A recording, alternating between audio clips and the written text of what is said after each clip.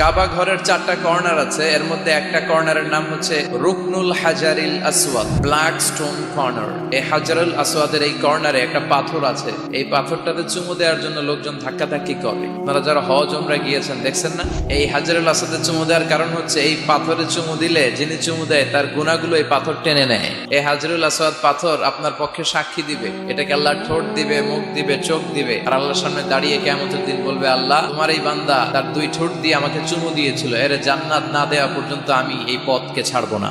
হাজরুল আসওয়াদের corner আর কাবা ঘরের দরজা এর মাঝখানে একটা জায়গা আছে, এই জায়গাটার নাম মুলতাজাম। এই জায়গাটাতে লেগে থেকে দোয়া চাওয়া, দোয়া করাটা সুন্নাহ। এই মুলতাজামে দাঁড়িয়ে হাত লাগিয়ে বুক লাগিয়ে দোয়া করলে এই দোয়া আল্লাহ ফিরিয়ে দেয়। এই দোয়াটা কবুল করে নেয় কে?